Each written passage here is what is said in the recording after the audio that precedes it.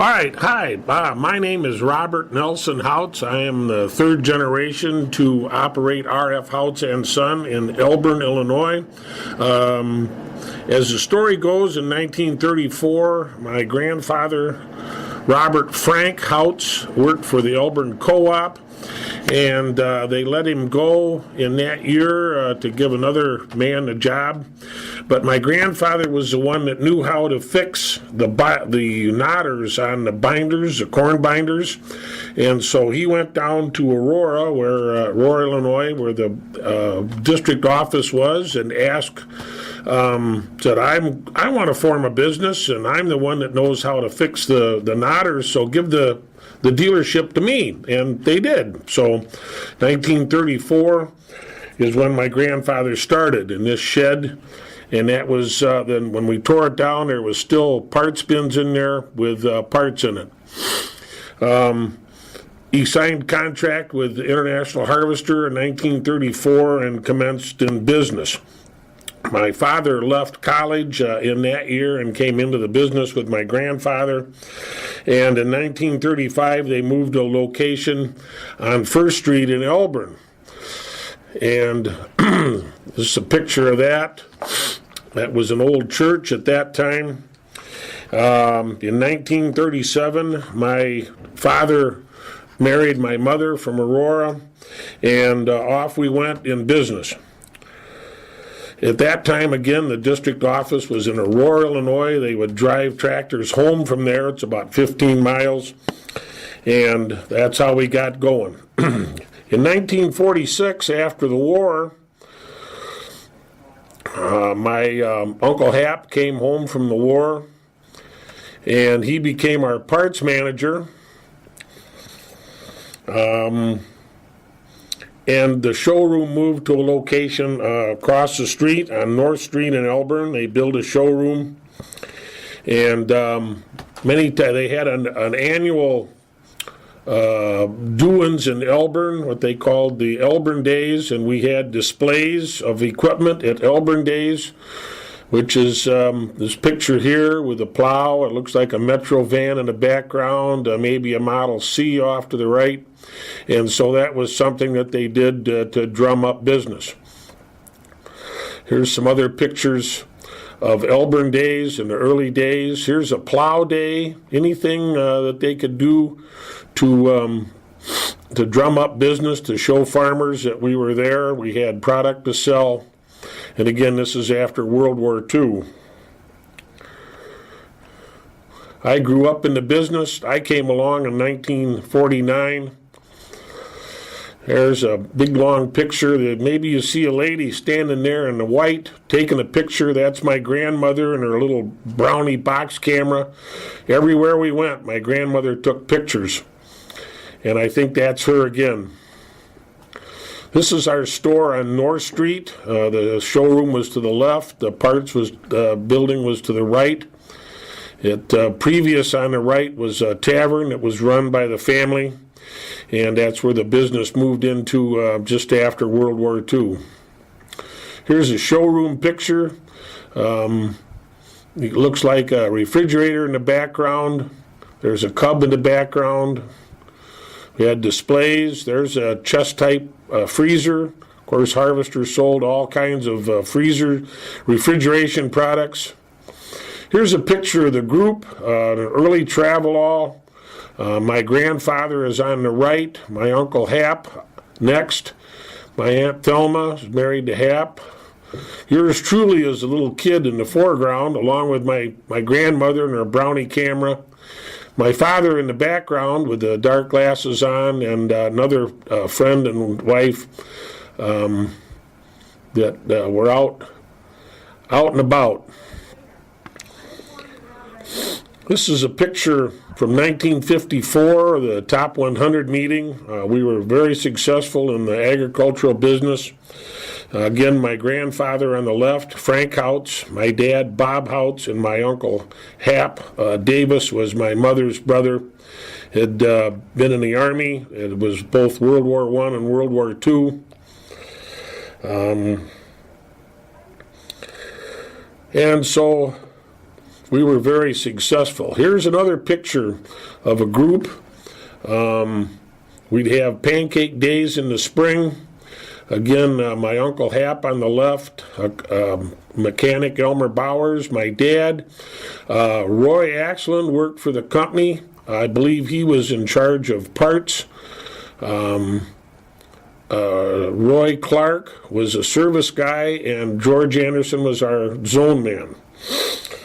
Growing up in the business, there's a few things you had to learn. One thing, you do not ever interrupt my father while he's talking to a customer. And that also applied to my days running the business. I remember working on tractors with my Uncle Hap, pulling torque values on an MD, I think was like 160 foot-pounds. It took both of us to pull that in the torque. My father was a very efficient mechanic. One of the things I remember him doing was fixing the knotters on a Model 45 baler, where he would weld upside down by looking in a mirror and holding the stick up and welding up a little ear that would break off up in there.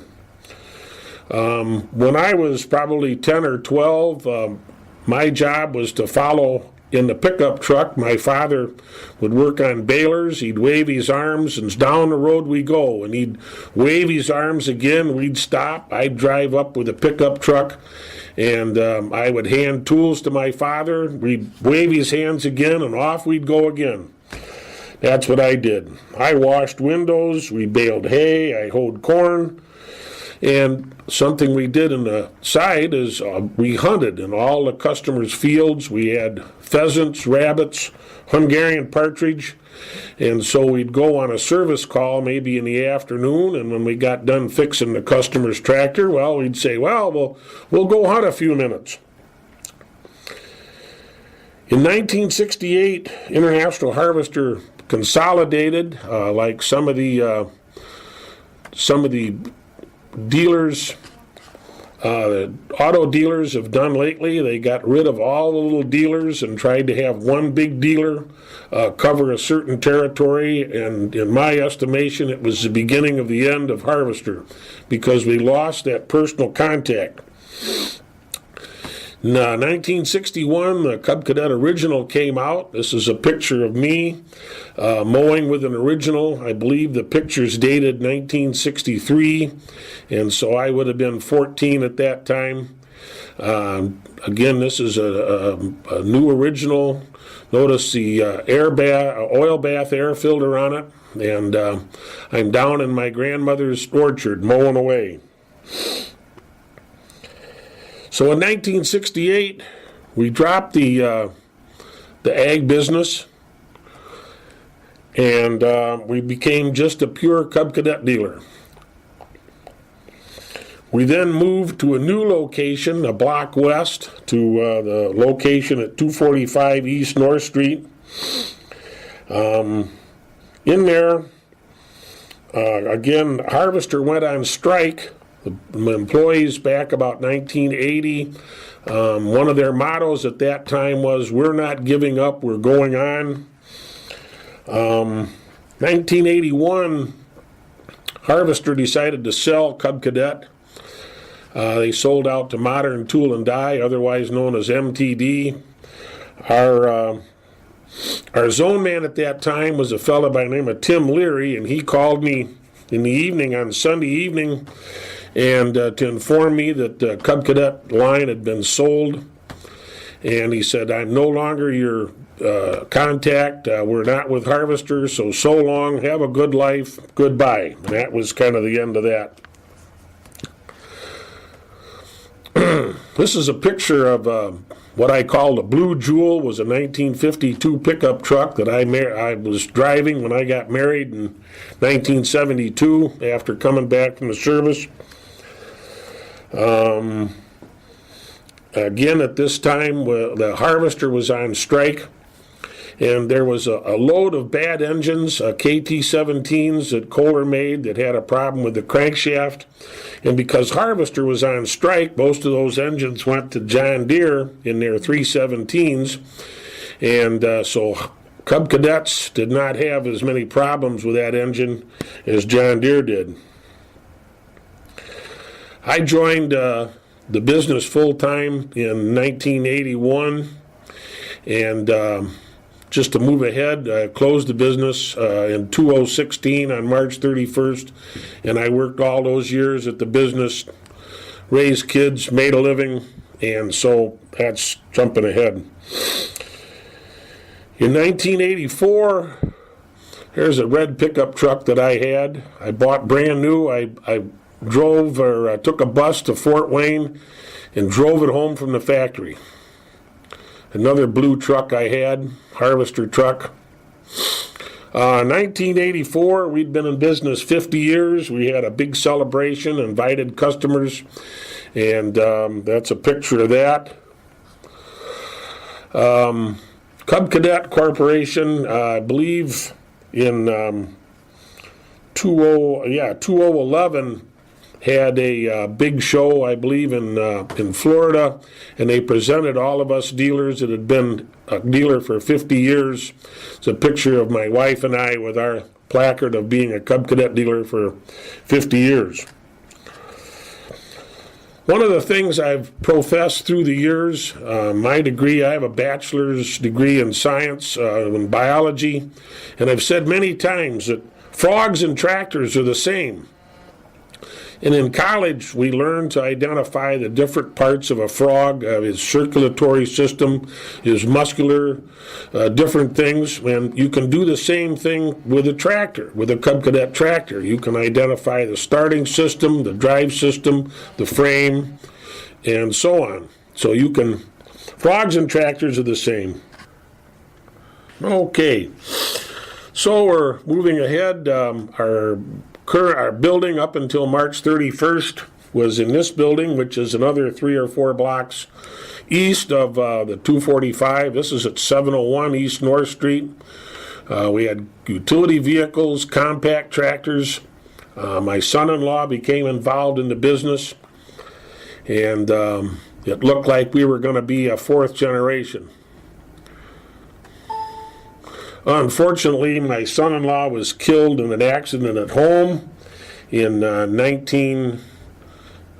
2009 and put me back to work. And my son, Robert Carl Houtz, decided not to become part of the business, and so that's why we sold out and closed on March 31st of 2016. So I'm now retired, although I took all of my used parts and used tractors home, and I sell those on the internet. I have a website, and you can buy used parts. It gives me something to do all day and gets me out of my wife's hair. And so life goes on.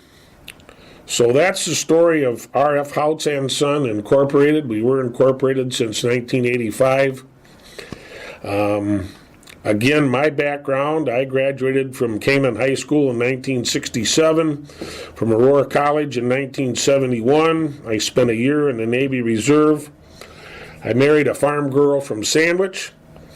I worked at Campana Corporation as their chemist from 1972 to 1980, upon which I joined RF Houtz Sons as a mechanic, do-all.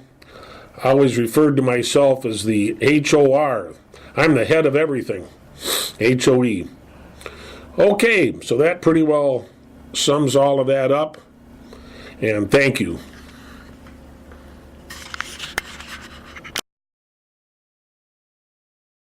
Hold of a page here. Okay. See, sale contract and order from 1934. And it shows prices. Here's a number 28-foot engine-driven harvester thresher was $1,175 in 1934. There's some literature from through the years that Cub Cadet put out, obviously 1968. Here's parts and service. This was obviously during the 1250, 1450 era. Here's a piece of literature on an original. This would have been from 1961. Here's a piece of literature. This is 149. That would be 72 to 75. A piece of literature featuring the snowblower. That would be a QA 42. It looks like it was going to be $265. That would have been between 69 and 72.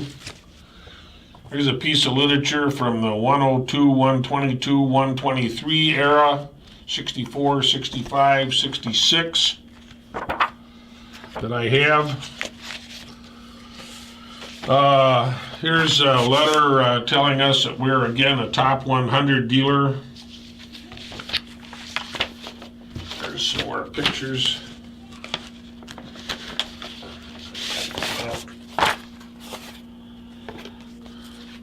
Here's a blow-up of these early days. There looks like an F-20 on steel. Here's Elburn days again.